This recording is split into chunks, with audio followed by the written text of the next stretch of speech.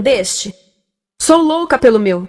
Na verdade, adoro todas as minhas coisas. Já se perguntou de onde vêm todas as coisas que compramos e para onde vão quando nos desfazemos delas? Não conseguia deixar de pensar nisso, por isso quis saber mais sobre o assunto. E os livros diziam que as coisas se deslocam ao longo de um sistema.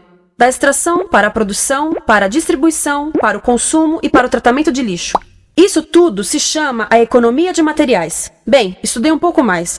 Eu passei 10 anos viajando pelo mundo, atrás de pistas de onde vêm as nossas coisas e para onde vão. E sabe o que eu descobri? Esta não é toda a história. Falta muita coisa nessa explicação. Em primeiro lugar, neste sistema parece que está tudo bem, sem problemas. Mas, na verdade, é um sistema em crise, porque trata-se de um sistema linear. E nós vivemos num planeta finito. E não se pode gerir um sistema linear num planeta finito, indefinidamente. Em todas as suas etapas, este sistema interage com o mundo real. A vida real não acontece numa página em branco. Interage com sociedades, culturas, economias, o ambiente. E durante as etapas, a vida vai se chocando contra seus limites. Limites que aqui não vemos porque o diagrama está incompleto. Então, voltemos atrás para preencher alguns espaços e ver o que falta. Uma das coisas mais importantes em falta são as pessoas. Sim, pessoas. As pessoas vivem e trabalham em todas as etapas desse sistema, onde algumas são um pouco mais importantes que outras. Algumas têm maior poder de decisão. Quem são elas? Comecemos pelo governo. Meus amigos dizem que eu devia usar um tanque para simbolizar o governo, e isso é uma realidade em muitos países, e cada vez mais também no nosso. Afinal, mais de 50% dos nossos impostos vão para os militares. Mas vou usar uma pessoa para simbolizar o governo, porque acredito nos valores e na visão de que o governo deve ser das pessoas, pelas pessoas, para as pessoas. A função do governo é olhar por nós, cuidar de nós. Esse é o seu trabalho. Depois vem as corporações. O que leva as corporações a parecerem maiores que o governo é porque elas são maiores que o governo. Atualmente, entre as 100 maiores economias da Terra, 51 são corporações. À medida que as corporações foram crescendo, em tamanho e poder, assistimos a uma pequena mudança no governo, como se estivessem mais preocupados com o bem-estar deles do que com o nosso. Muito bem, então vejamos o que mais falta nessa imagem. Começaremos pela extração, que é uma palavra pomposa para exploração de recursos naturais, que por sua vez é uma palavra pomposa para destruir o planeta. A verdade é que cortamos as árvores, arrebentamos as montanhas para extrair os metais, consumimos toda a água e exterminamos os animais. Aqui enfrentamos o nosso primeiro limite. Estamos ficando sem recursos naturais. Estamos utilizando demasiados materiais. Sei que isto pode ser difícil de ouvir, mas é a verdade. Por isso temos que lidar com isso. Durante apenas as 3 últimas décadas, foram consumidos 33% dos recursos naturais do planeta. Desapareceram. Cortamos, minamos, perfuramos e destruímos o planeta tão depressa que estamos debilitando a capacidade do planeta para sustentar o nosso modo de vida. Onde eu vivo, nos Estados Unidos, resta-nos menos de 4% da nossa floresta original. 40% dos cursos de água estão impróprios para o consumo. E o nosso problema não é apenas estarmos utilizando demasiados recursos, mas o fato de estarmos utilizando mais do que a nossa parte. Temos 5% da população mundial, mas usamos 30% dos recursos mundiais. Se todos consumissem ao ritmo dos Estados Unidos, precisaríamos de 3 a 5 planetas. E sabem uma coisa? Só temos um. Então, a resposta do meu país a essa limitação é simplesmente ir tomar dos outros. Este é o terceiro mundo, que alguém dirá tratar-se apenas de uma expressão para designar o local para onde foram as nossas matérias-primas. E o que é que acontece? A mesma coisa, destruição do local. 75% das zonas de pesca do planeta estão sendo exploradas ao máximo ou além da sua capacidade. Desapareceram 80% das florestas originais do planeta. Só na Amazônia perdemos 2.000 árvores por minuto, o equivalente a um campo de futebol por minuto. Então, e as pessoas que vivem aqui?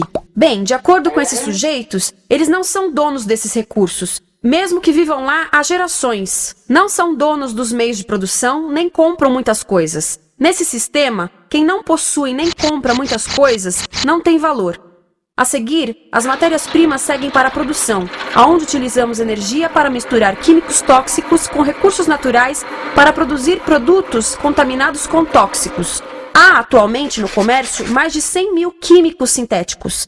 Apenas um punhado foi testado para avaliar o seu impacto na saúde, e nenhum foi testado em relação aos impactos sinérgicos na saúde, ou seja, a interação com todos os outros químicos aos quais estamos expostos diariamente. Por isso, desconhecemos o impacto total deles na saúde e no ambiente. Mas sabemos uma coisa: os tóxicos entram e saem. Enquanto continuarmos a introduzi-los nos nossos sistemas de produção industrial, continuaremos a inserir esses tóxicos nos produtos que levamos para nossas casas, trabalho e escolas, e claro, para nossos corpos. Como os BFRs, ou retardantes de incêndio à base de brometo, que tornam as coisas mais resistentes ao fogo, mas são super tóxicos. São neurotóxicos, ou seja, tóxicos para o cérebro. O que é que estamos fazendo usando esses químicos? Apesar disso, os usamos em nossos computadores, eletrodomésticos, sofás, colchões e até alguns travesseiros. Sim, pegamos nossos travesseiros, os revestimos com neurotoxinas, levamos para casa e dormimos por 8 horas com eles. Não sei, mas acho que num país com tanto potencial, poderíamos ter uma maneira melhor de evitar que as cabeças peguem fogo à noite. Sabia que essas toxinas vão se acumulando ao longo da cadeia alimentar e se concentram nos nossos corpos? Sabe qual é o alimento do topo da cadeia alimentar com o nível mais elevado de químicos tóxicos? O leite materno. Isto significa que os menores membros das nossas sociedades, os nossos bebês, recebem as maiores doses de químicos tóxicos das suas vidas a partir do leite das suas mães. Não acha que é uma incrível violação? A amamentação deveria ser o mais importante ato humano de nutrição. Deveria ser algo sagrado e seguro. A amamentação continua a ser o melhor e as mães devem amamentar, mas nós deveríamos proteger esse ato. Eles deviam protegê-lo. Eu pensava que zelavam pelos nossos interesses. As pessoas que mais sofrem com esses produtos químicos são os trabalhadores das fábricas. Muitos são mulheres em idade reprodutiva, que trabalham com toxinas que afetam a gestação, carcinogênicos e muito mais. Agora eu pergunto, que tipo de mulher em idade reprodutiva trabalharia no emprego deste, exposta a estas toxinas, a não ser uma mulher sem outra alternativa?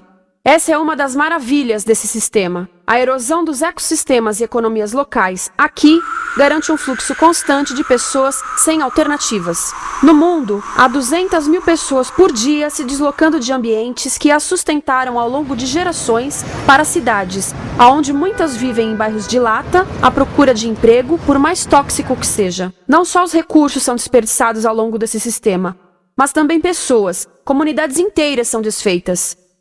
Sim, as toxinas entram e saem. Muitas delas saem das fábricas em produtos, e muitas mais saem como subprodutos, ou poluição. E estamos falando de muita poluição. Nos Estados Unidos, as indústrias admitem liberar mais de 1.800.000 quilos de químicos tóxicos por ano. Deve ser muito mais, porque isso é o que eles admitem. Trata-se de outro limite, porque quem quer ver e respirar 1.800.000 quilos de químicos tóxicos por ano? Então o que eles fazem? Mudam as fábricas poluidoras para o estrangeiro, para poluir outros países. Mas, surpresa, grande parte dessa poluição volta para nós trazida pelo vento.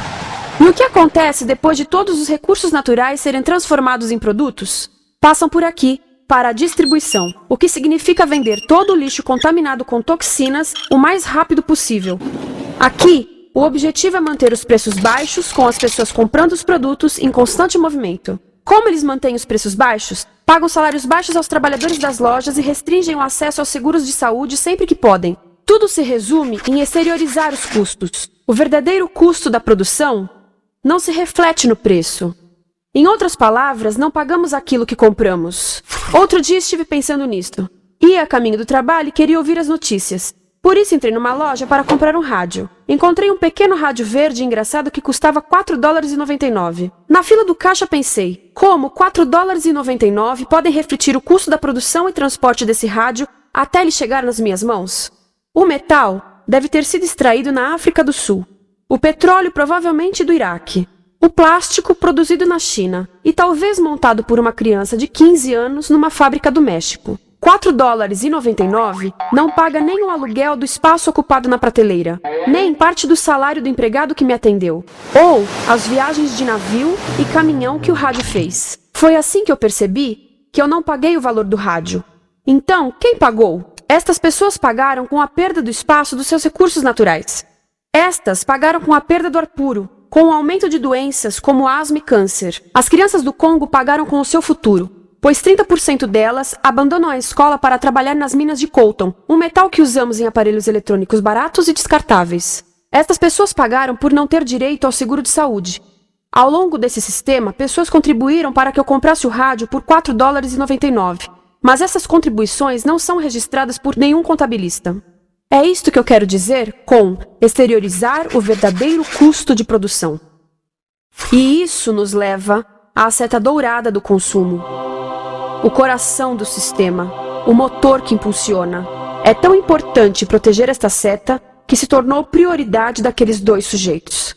É por isso que após o 11 de setembro, quando nosso país estava em choque, o presidente Bush poderia ter sugerido fazer luto, rezar, ter esperança, mas não, ele disse para fazermos compras. Compras! Nos tornamos uma nação de consumidores. Nossa principal identidade passou a ser de consumidores. Não mães, professores, agricultores, mas consumidores. Nosso valor é medido e demonstrado pelo quanto contribuímos para esta seta. Quanto consumimos. Não é isso que fazemos? Compramos, compramos, compramos. Manter os produtos circulando. E como circulam? Sabe qual a porcentagem dos produtos que circulam através desse sistema que ainda são usados 6 meses depois da venda na América do Norte? 50%? 20%? Não, 1%. 1. Em outras palavras, 99% das coisas que nós cultivamos, processamos, transformamos, 99% das coisas que percorrem o sistema são lixo em menos de 6 meses. Como é que podemos gerir um planeta com esse nível de rendimento? Mas não foi sempre assim. Hoje, o consumidor médio americano consome o dobro que há 50 anos. Pergunte à sua avó. No tempo dela, a boa gestão, a engenhosidade e a poupança eram valorizados. Então, como é que isso aconteceu? Bem, não aconteceu simplesmente. Foi planejado.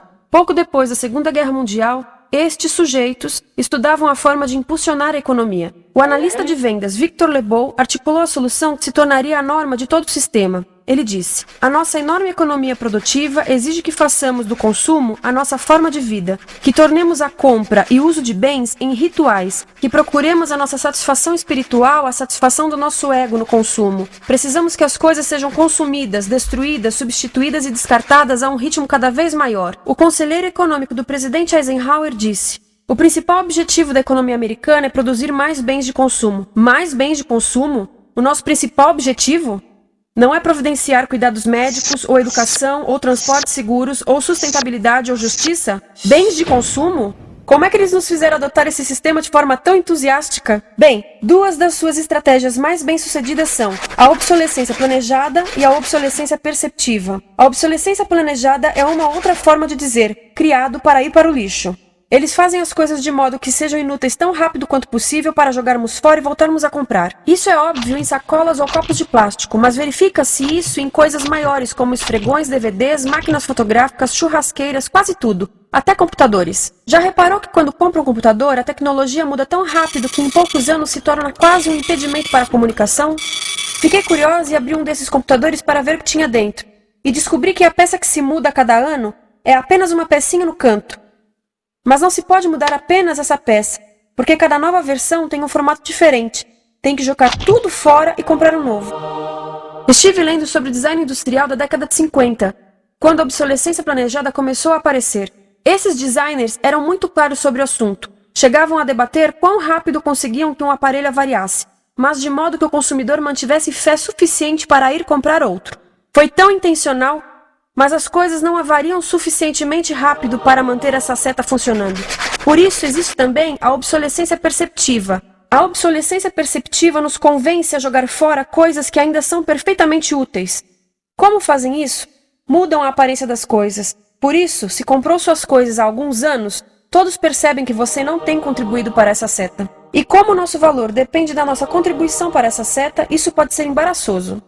Por exemplo, se eu tiver o mesmo monitor de computador gordo e branco na minha mesa por 5 anos e a minha colega tiver comprado um computador novo, ela vai ter um monitor plano, brilhante, que combina com o computador, com o celular e até com as canetas.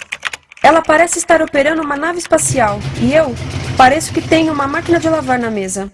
A moda é outro bom exemplo. Já se perguntou por que os saltos dos sapatos das mulheres passam de largos para finos num ano e no próximo de finos para largos? Não é por haver um debate sobre qual deles é mais saudável. É porque usar saltos largos num ano de saltos finos mostra que você não contribuiu recentemente para a seta. Por isso não vale tanto quanto a pessoa com saltos finos ao seu lado, ou em um anúncio. É para comprarmos sapatos novos. A publicidade e a mídia em geral têm um papel importante nisto. Cada um de nós nos Estados Unidos é bombardeado com mais de 3.000 anúncios por dia. Vemos mais publicidade num ano do que as pessoas há 50 anos viam em toda a vida. Qual é o objetivo de um anúncio se não nos fazer infelizes com o que temos? Por isso, nos dizem 3.000 vezes por dia que nosso cabelo está errado, nossa pele, nossa roupa, nossos móveis, nossos carros, nós estamos errados. Mas tudo se resolve se formos às compras. A mídia também ajuda a esconder tudo isto e isto. Por isso, a única parte da economia que vemos são as compras. A extração, produção e envio para o lixo acontecem fora do nosso campo de visão. Por isso, nos Estados Unidos, temos mais coisas do que tivemos antes, mas pesquisas mostram nossa felicidade declinando. Nossa felicidade teve seu pico na década de 50, a mesma época em que a febre consumista explodiu. Coincidência interessante. Acho que sei o porquê. Temos mais coisas, porém menos tempo para o que realmente nos faz felizes. Amigos, família, tempo livre. Estamos trabalhando mais do que nunca. Analistas dizem que não temos tão pouco tempo livre desde a sociedade feudal. E sabem quais são as duas atividades que mais fazemos no pouco tempo livre que temos? Ver televisão e fazer compras. Nós, americanos, passamos 3 a 4 vezes mais tempo comprando do que os europeus. Assim, nessa situação ridícula, vamos trabalhar talvez em 2 empregos, e quando chegamos em casa exaustos e sentamos no sofá novo para ver televisão, os anúncios dizem que não prestamos, então vamos às compras para nos sentirmos melhor. Depois trabalhamos mais para pagar o que compramos e chegamos em casa mais cansados, vemos mais televisão que nos diz para fazermos compras outra vez. E estamos nesse ciclo de trabalhar, ver, comprar, e podíamos simplesmente parar. Então, no final, o que acontece a todas essas coisas que compramos? Nesse ritmo de consumo, não cabe tudo em casa, apesar do tamanho médio das casas ter duplicado nesse país desde os anos 70. Vai tudo pro lixo, e isso nos leva ao tratamento do lixo. Essa é a parte da economia de materiais que conhecemos melhor, porque nós temos de levar o lixo até a esquina. Cada americano produz 2 quilos de lixo por dia, o dobro do que fazíamos há 30 anos. Todo esse lixo ou é despejado num aterro, que é um grande buraco no chão, ou ainda pior, primeiro é incinerado e depois despejado no aterro. As duas formas poluem o ar, o solo, a água, sem esquecer que alteram o clima. A incineração é realmente ruim. Lembra daqueles tóxicos da fase da produção? Bem, queimar o lixo libera esses tóxicos no ar. Pior ainda, produz supertóxicos novos, como a dioxina. A dioxina é a substância mais tóxica feita pelo homem, e os incineradores são a principal fonte de dioxina. Isso significa que podemos parar a principal fonte da mais tóxica substância conhecida e feita pelo homem, simplesmente parando de queimar o lixo. E podemos parar hoje. Algumas empresas não querem criar aterros e incineradores aqui. Por isso, também exportam os resíduos. Então, e a reciclagem? A reciclagem ajuda? Sim, a reciclagem ajuda. Ela reduz o lixo nessa extremidade e depois reduz a pressão para minerar e colher mais nessa extremidade. Sim, todos devemos reciclar, mas reciclar não é o suficiente. Reciclar nunca será suficiente, por 2 razões. Primeiro, o lixo que vem das nossas casas é apenas a ponta do iceberg. Para cada saco de lixo que deixamos na esquina, 70 sacos de lixo são criados anteriormente, só para fazer o lixo desse saco que deixamos na esquina. Assim, mesmo que pudéssemos reciclar 100% do lixo das nossas casas, não se chegaria ao coração do problema. Além disso, grande parte do lixo não pode ser reciclado, ou porque contém demasiados tóxicos, ou porque é criado de início para não ser reciclável. Como aquelas caixas de suco, que têm as camadas de metal, papel e plástico, todas coladas. Não dá para separar essas camadas para reciclá-las. Como se vê, é um sistema em crise. Por todo o percurso, estamos batendo em limites, do clima em mudança ao decréscimo da felicidade. Simplesmente não está funcionando. Mas a parte boa de um problema tão generalizado é haver tantos pontos de intervenção. Há pessoas trabalhando aqui salvando florestas, e aqui na produção limpa. Pessoas trabalhando em direitos do trabalho, em comércio justo, em consumo consciente, no bloqueio de aterros e incineradores. E muito importante, em recuperar o nosso governo, para que seja realmente pelas pessoas e para as pessoas. Todo esse trabalho é criticamente importante, mas as coisas vão realmente começar a se mover quando enxergarmos as ligações, quando enxergarmos o panorama geral. Quando as pessoas ao longo do sistema se unirem, poderemos reivindicar e transformar esse sistema linear em algo novo, um sistema que não desperdice recursos ou pessoas, porque aquilo de que precisamos nos livrar é da antiga mentalidade de usar e jogar fora. Há uma nova escola de pensamento nesse assunto, e é baseada em sustentabilidade e equidade, química verde, zero resíduos, produção em ciclo fechado, energia renovável, economias locais vivas, já está acontecendo. Há quem diga que é irrealista, idealista, que não pode acontecer. Mas eu digo que quem é irrealista são os que querem continuar pelo velho caminho.